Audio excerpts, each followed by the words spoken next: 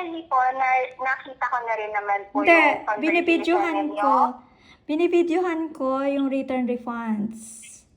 Okay Did not receive. Missing item and the parcel delivered. Yun naman kasi ang tama.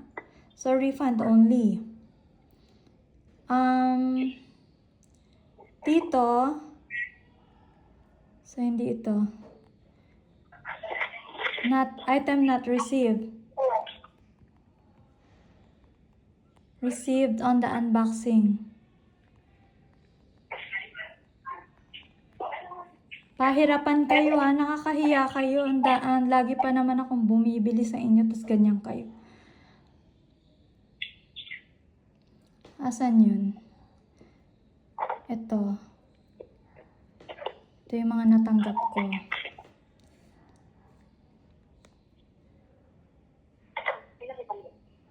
Unfair kasi yun, tapos tatanungin ako ng Jess kung saan ako malapit. Tapos wala namang kayong gagawing ano may tutulong ng Lazada nyo? Bali ba pag mga ganyan po talaga, within the platform po kasi Ayan ina-upload ko nga. Hindi, tumawag ako sa Lazada eh. Sinabi nila yung account nyo may problem. Yung account nyo may problem, nag-error.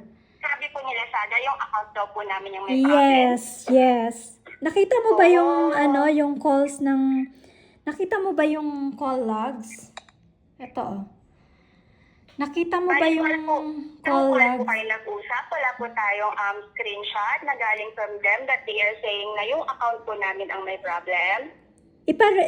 Ano mo yung pinag-usapan namin, yung conversation namin.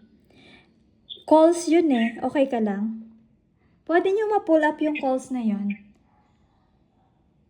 Pinakita ko sa'yo. Yes. I'm just clarifying lang po if ganito yan. Or message po. Calls talaga. Nakita mo ba yung call log? Have you seen the call log? I sent it to you, 0289814939. Ang incoming calls niya, ang usap namin 9 minutes and 32 seconds, 16 minutes and 51 seconds. You can call them and then pull up nyo yung conversation namin via calls. Binibideo ko pa yung anong tagal, naiinis ako. Binibideo ko pa yung, ayan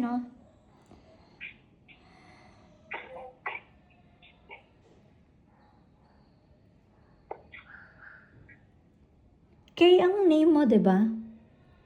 Sorry po? Kay? Yes, ma'am. Yeah, tinitake down notes ko yung mga nakakausap ko ngayon. Nag-request ako ng callback sa manager ng Lazada at makikita mo may call logs kami dyan. Sige, ma'am.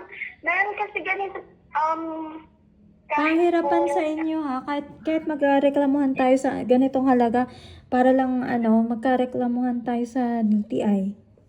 Ayun na din, ma'am. Very small amount lang din naman to. Hindi. Kasi hindi sa small amount eh. Yung sa pagpapahirap nyo sa customers na kahit na pinakita na lahat ng proof, kahit na lahat na nilatag, hindi ka pa rin naniniwala. So, then, small amount nga lang. Pero, kailangan nilang malaman na ganyan yung ginagawa nyo. Ayan isasubmit ko ha. Ma'am, i-clarify ko lang din po hindi po kami sa hindi naniniwala sa inyo. Kaya lang po, meron nga po. Eto nga, isasend ko nga sa'yo yung sinasabi mong process. Na yung account nyo, hindi nakakatanggap. Hindi, wag mo akong wag mo akong ganyanin ng boses mo. Don't be sarcastic, ha? Sige ma'am, explain lang po. Okay. Ito, sinasabi ko sa'yo.